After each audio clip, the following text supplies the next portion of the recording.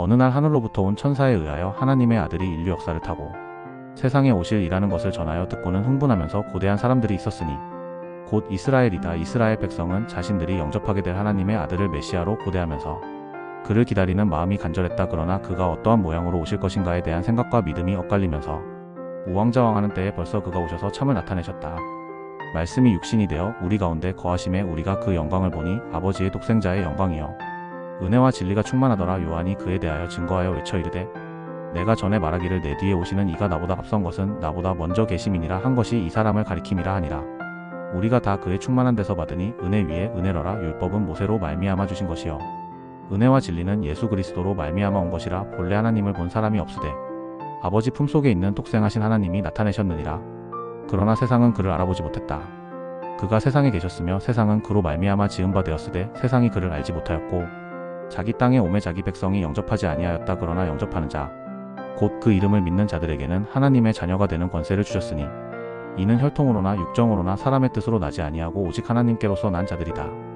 하나님의 아들의 오심과 인류 역사를 거울로 볼 때에 그가 인자 되심을 알게 된다. 사람을 억지로 하나님의 아들이라고 추켜 세우는 말도 아니요 또한 하나님의 아들을 일부러 낮춰서 인자라 하여 하나님을 모독하려는 것도 아니다. 이 놀라운 진실을 알고 믿는 자만이 하나님의 일을 맡을 수 있는 그의 일꾼이요 그의 일꾼이라면 반드시 일꾼에게 주신 능력과 권세가 있을 것이다. 하나님의 아들과 인류 역사의 진실한 조화로서 나타나신 이가 곧 인자이시다. 인자란 인류 역사를 포함한 하나님의 아들을 말한다. 그러므로 예수 그리스도를 아는 것은 인자를 알 때에 가능하고 인자를 알므로 하나님의 아들을 안다. 우리가 이 같은 지식에 집착함은 이 지식은 진리에 속한 것이요 진리는 곧 하나님의 말씀이요 하나님의 말씀은 영생이기 때문이다. 우리는 영생을 얻기 위하여 하나님을 믿으며 또한 하나님이 지시하신 대로 그의 사랑하시는 자 곧 인자를 그리스도라 믿는다.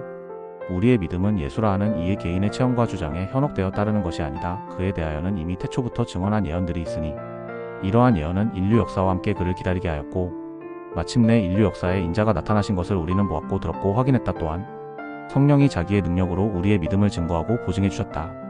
형제들아 내가 우리 주 예수 그리스도의 이름으로 너희를 권하노니 다 같은 말을 하고 너희 가운데 분쟁이 없이 같은 마음과 같은 뜻으로 온전히 합하라.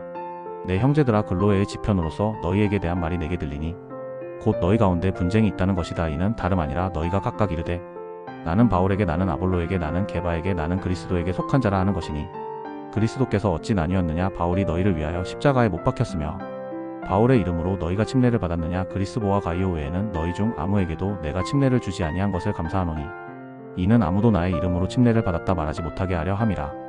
행여 인자라 함으로 한 개인의 이름이라는 뜻으로 오해하지 말아야 한다.